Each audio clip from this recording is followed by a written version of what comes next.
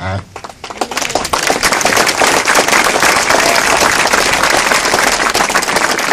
We're not gonna let people portray us as some bunch of gunslinging hillbillies, huh? Exactly. That's how we're perceived sometimes. The only protest that I make today is any new gun legislation, period. That's right. We got enough law on the books as it is. Right? What they need to do is to be enforced. And in enforcing them, being that there's not enough enforcement officials, then it is not only my constitutional right, but it's also my God-given right to defend myself, my family, and any innocents that are around me.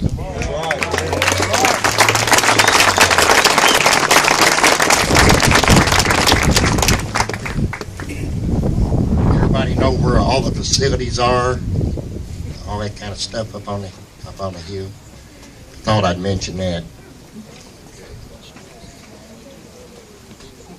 Number one, today, safety. Huh? I want everybody to be safe. There is a bunch of weapons here. Huh? We do not want to fuel the liberal media. Huh? No incidents.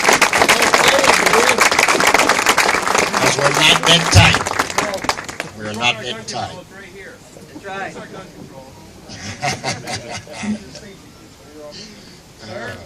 Jim? Yes. Some of them may not be aware of this, but the STF just gave the clean market. Oh, goodness.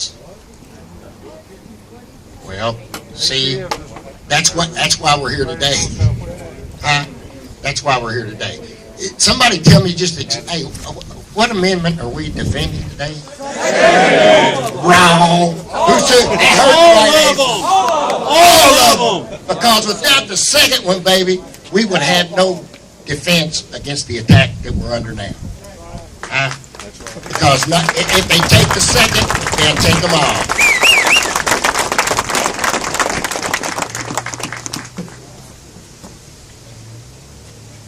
There's some people I would like to acknowledge today. Some are here and some aren't, I know, but they need to be acknowledged anyway. And first and foremost is Eric Reed out of Texas, the founder of More Guns Equal Less Crime. Huh? Yeah. And he spun off Guns Across America.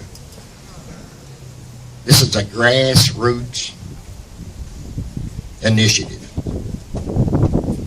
Not many people know about it, but thankfully in the past couple of weeks we got word out enough across this nation to where, as I speak, at noon local time in all 50 states, Guns Across America is having a rally.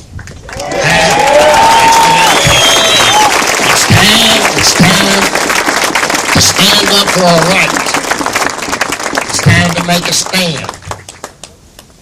And I think the people are finally understanding that. Okay, so Eric and his staff down there, I tell you what, they've just been absolutely amazing. At least he had some staff. I made the comment a while ago, next time, if there is a next time. No, next time I will at least have it one secretary, you know. I was up to 2:30 this morning answering emails, still yet. So, but it's been all worth it, I assure you. I'm humbled, and at the same time I'm honored, you know, to be a service to my fellow patriots in Kentucky. And it's a privilege to be here. And the reason that we can be here is because of our freedoms, what we're trying to protect today.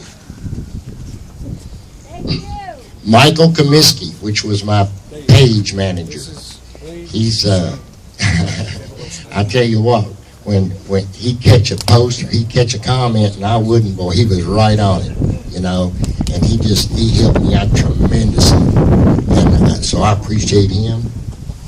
The Capitol staff has been terrific. I'm talking terrific.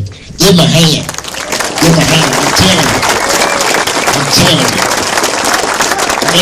Miss Linda Stevens, which, hey, helped me with the permit, was absolutely tremendous. And she couldn't be here today. She wanted to be. Hey, she packs. She carries, working right in there. She carries. She knows what it's all about. So I appreciate her and all the staff so much, Capitol Security and everyone. Thank you so much. Luke McCoy, which is the founder of USA Carry. USA Carry, I got a hold of them, and they helped me get the word out. They had a thread on their link, and man, I tell you what, all the publicity I could get to get the information out was tremendous, and I'm so appreciative of that. Shane Wilhoit, he's working today, but he was the first man that contacted me from Frankfort. My Patriot buddy, he couldn't be, but I wanted to recognize him because through Shane, I got hooked up with another Patriot that has been absolutely my lifesaver, and that's Charles Kincaid. Charles, right here. Thank you so much, buddy. Thank you so much. He done all my leg work in Frankfurt. All my leg work. And I appreciate it, buddy. Will Foster. Is Will Foster here today? He's from Owensboro. He helped get the word out. Michael Newsom from Versailles.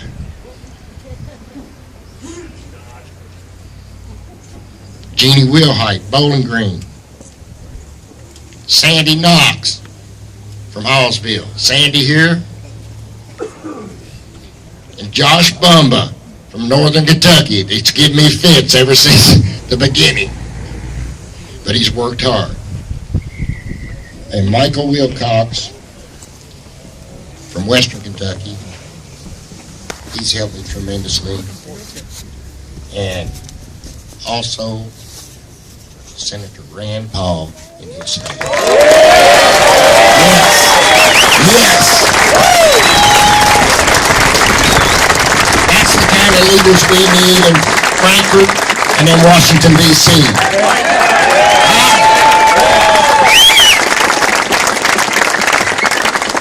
It's been amazing, absolutely amazing, the support, the backing that we have from a lot of our legislators and their affiliates, the people that work around them. So, with that, I think I'm going to let Mr. Chris Musgrave come up here and say a few words from the Senator's office. Chris, thank you.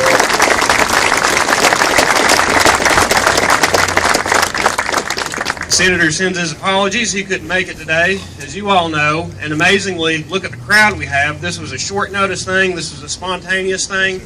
And a lot of people have turned up. This is really impressive. It's great to see people standing up for their rights, the rights that are in the Constitution, the rights that are given to them, rights that will not be taken by an executive order. As far as you can't repeal the Constitution with an executive order. And it's not a matter of this president or any president. The executive should not have that power, and we're going to stand and resist that. The senator's going to stand and resist it. You all are going to stand and resist it. When I was driving up, I had a bunch of things I was thinking about saying, little adages, little comments that I could make about, guns and our rights, and you all beat me to it. It's on every one of these signs. Everything I thought of, somebody's got up there, so congratulations for stealing my thunder.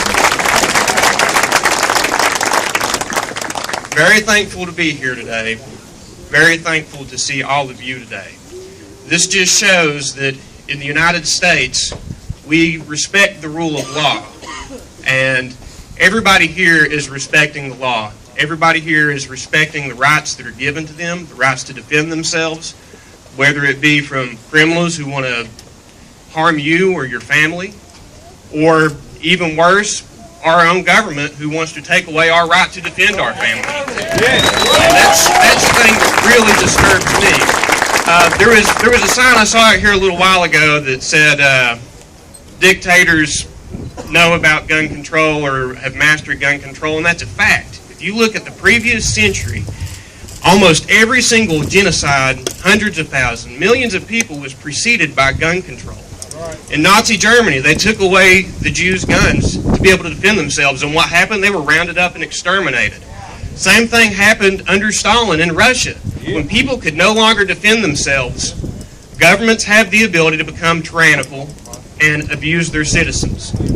And they will. That's the thing. It happens. And a lot of people think, oh, that could never happen here. This is America.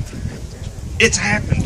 There's been times in our history when populations couldn't defend themselves. Look what happened to the Native Americans when they couldn't defend themselves. They were almost exterminated. That's a horrible thing. We cannot allow our Second Amendment to go away. As Jim said, we're defending all of our rights here today. That's the thing to remember. Our first resort is the First Amendment. That's what we're doing today. We're exercising our First Amendment peaceably. We've gone through everything. He's gone through all the steps. There's limitations on the First Amendment. You've got to get a permit. You've got to make sure to jump through all the hoops. We've done that today. Everybody's doing that day because we want to show we have rights and we're going to exercise those rights. There's not a whole lot more I can say about it. You all have said everything that needs to be said, and I'm very, very thankful to be here. Thank you. Thanks, Chris. Appreciate it.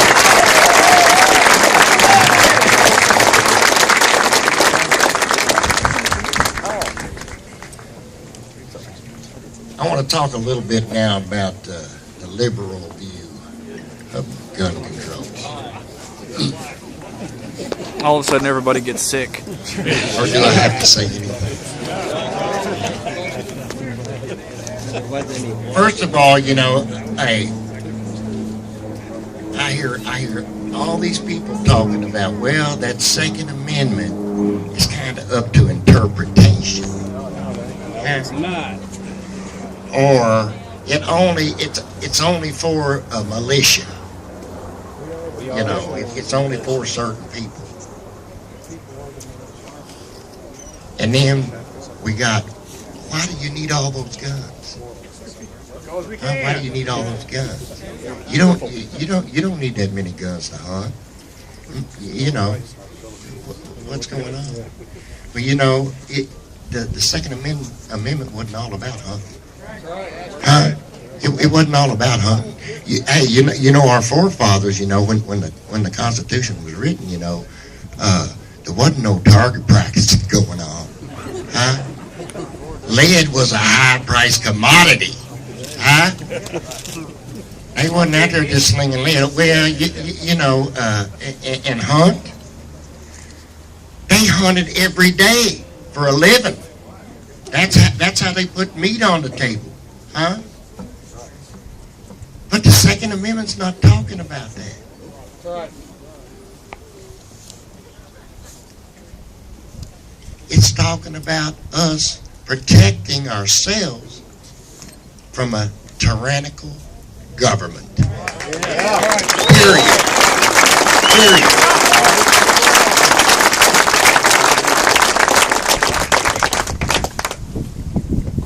Like Chris said a while ago, hey, we've seen it every time in history. Not just once or twice. Every time. The powers that be take your weapons, you die. You die. He agrees. I even got an amen from the dog. Yeah, hey, there you go.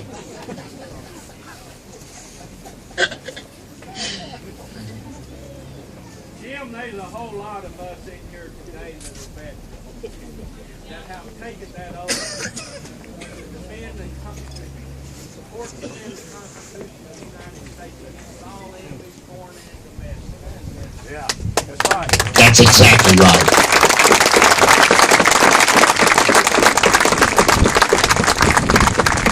And you know what this, a lot of these views are out here in the country, you know, that, hey, freedom, our freedoms and our rights that we have today are free. They didn't come free. And they, not at all. They were paid for by veterans that are, like you that are here today. And I'm so appreciative of that myself.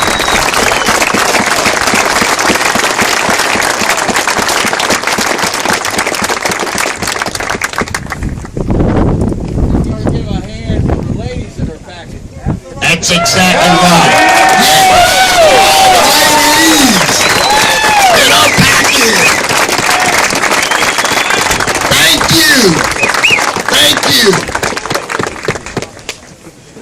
I would say something, but I'm not going to.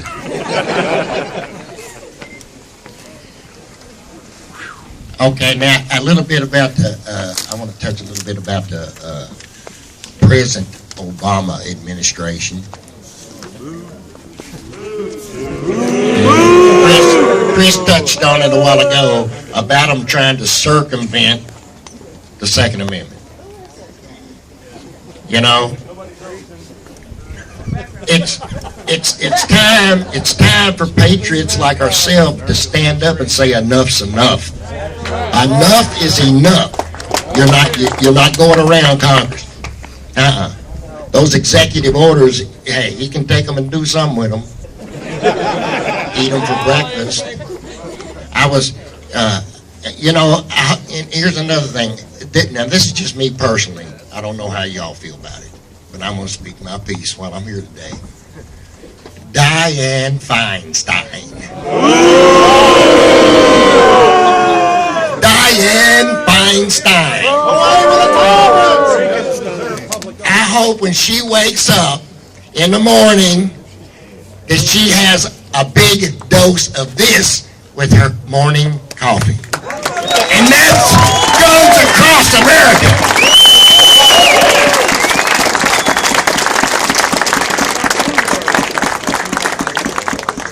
We don't need that kind of legislation.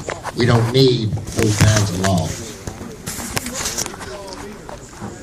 Yes, we just, hey, we see what just happened in New York. Yeah, well, yeah, you talk about the killings in Chicago, and it's, and they're it's past what was killed in Afghanistan. You know. Jim, these ATF raids that's going on across America right now are not coincidental. These are called executive orders. Yes. We better start hearing. Exactly. That's exactly right. What do you say? If we don't fear them now, these executive orders, ATF raids that's going on right now, and there's a whole lot of things that's going on behind the scenes right now. A whole lot of things. Don't even know about it yet. Exactly. And I'd like to tell you a few things that I know, but I probably can't do it. You know what I'm saying? Well, you got the right to. Go for it. You're protected. Okay, wait a minute. Oh crap, I forgot where I was at. Y'all pack it. I'm good to go. I'm good to go there, huh? Today, I make my own Chardonnay. but I seen this article, a little post somewhere or something, and it was about state police in Texas. They pulled us. Now this is the story the way I read it. Okay, I'll clarify that. Troopers pulled a semi over just as they got into Texas. You know how they do. They'll pull you over and they'll check it, check your bill of lading, see what you're hauling, physically open the trailer and look good. Well, one of the officers pulled a truck over, a semi over, and had him to open the trailer, and he got up in it and got to looking around, and guess what this guy was hauling? Government weapons from Mexico. I wish it had been ammo. No, not in this instance, really, when you find out what was in there.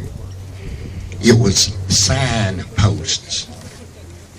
Just like our stop signs, just like our street signs. And you know what they said?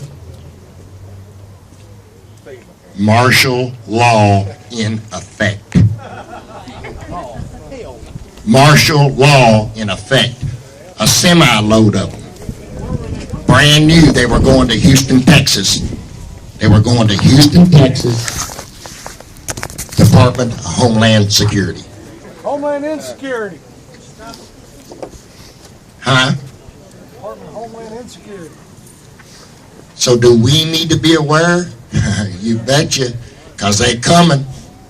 If they get it, if they see a hole, if they get a chance, they're coming. Now's the time to build that wall. They do it a nibble at a time. A nibble at a time. I like that. It's just like a hair at a time. Yeah. I do okay if somebody coming by me and taking one or two hairs out of my head every day, just plucking them out. That wouldn't be much, you know. Maybe a little aggravating there once in a while. But if he come by long enough, guess what old Jim would be? Oh! That's exactly right. And that's the analogy I can make against that. Huh? That's the way they're going to do it, Jim. That's They're not coming out here right now taking their guns. They're going to do it a bite at a time. That's exactly right. But what I'm saying is No we more got to be bites. prepared. We got to be prepared because they are preparing. Don't think they're not. They're after our weapons. We all tired of being bit. Tired of being bit? Yes. All right.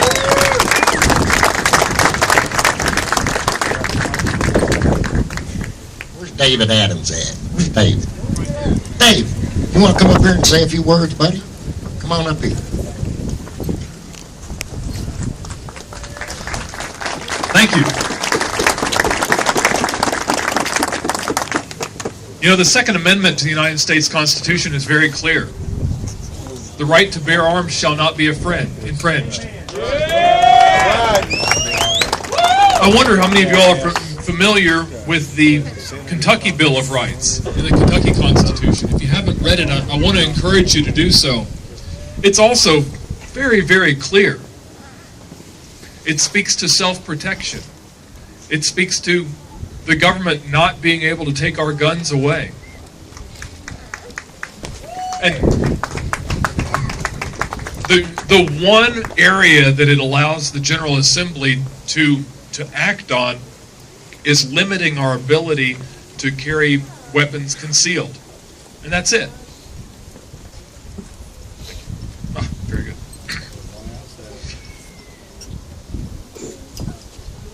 Our General Assembly has spoken on concealed weapons, and we have permits available to any citizen.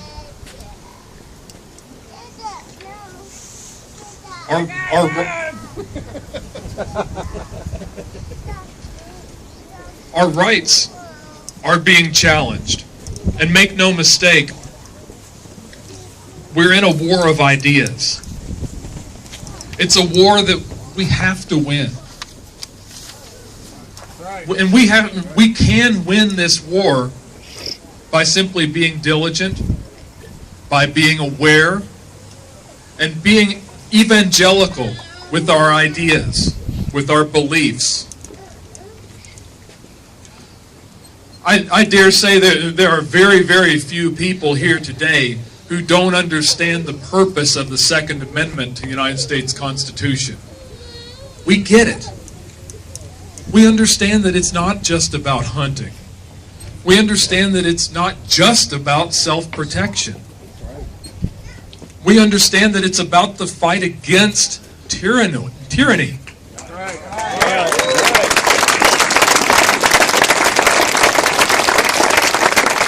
We understand that fundamental to the protection of our very freedoms that we cherish is our ability to defend ourselves against an out-of-control government.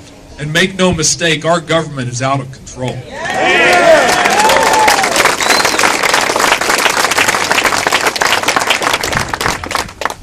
We will win this fight, and we can win this fight to the extent that we learn to reach out to our brothers and sisters and our neighbors, the people around us.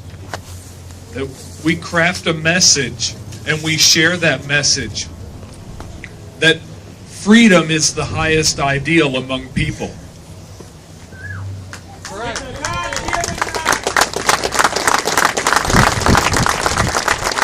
That's exactly right. Freedoms are given to us by our Creator, not our government.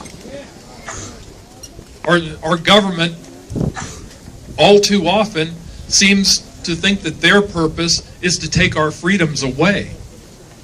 But we know that freedom is messy. Freedom is uncomfortable. Freedom involves not just the things that I like to do, but the things that even some of the weird things you guys like doing, right? I want to give you a specific example on this. As this talk about gun grabbing has come to a head, some of the commentary that I've seen from some of my fellow Liberty Movement folks is, well, great, they'll just take the guns away and then no one will have guns, just like they did with drugs, right? And that's a great point. Well, illegal drugs are illegal, right? So they're all gone, right? Right. No. For whatever reason, I've got this raging headache right now. That it only hurts when I speak into a microphone. But I'm not a drug user. I'm not even going to take an aspirin for this raging headache.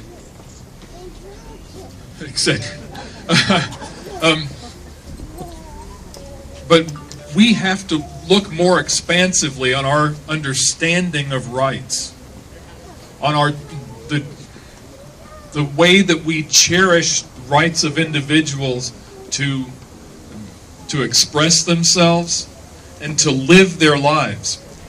So I want to challenge you to take a look at what we've done. Let's go beyond the Second Amendment in order to protect the Second Amendment. Let's look at something, and maybe we're not going to get full agreement on this, but I want to challenge you to look at the justification that we have in place for our drug laws.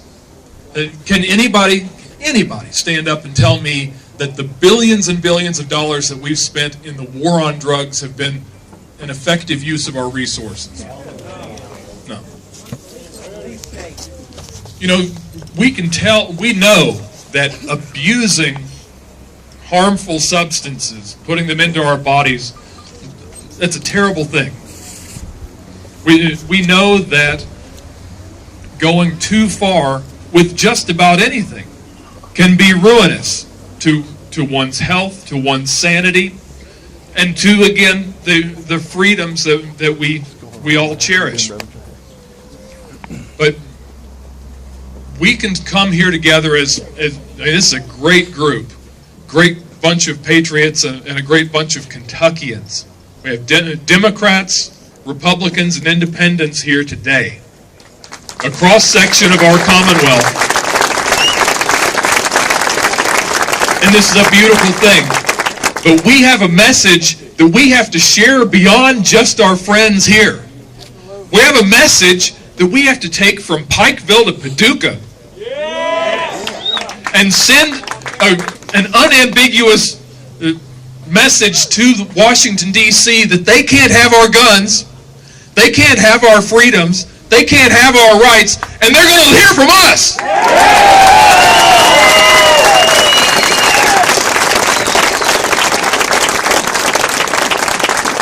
We will win this fight because freedom is popular.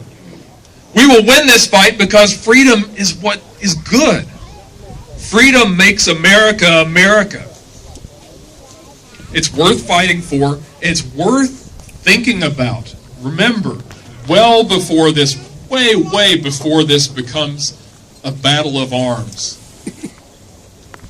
This is and will be a battle of ideas. We have to win the hearts and minds. If we win the hearts and minds successfully, it'll never come to a firefight. It'll never happen. Because we surround them. There are more of us. A whole lot more of us.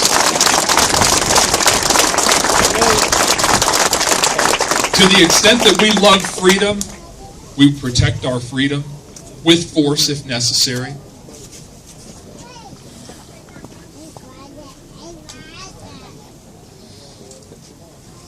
We'll keep our freedoms with our freedom, with the strength of our ideas. We can do this. We need to let them know they work for us. No doubt. No doubt. And that's a very simple concept, this idea that they work for us. They do work for us. They are accountable to us. We're not accountable to our government. We are not below them. We don't work for them. They work for us. We hire them and we can fire them.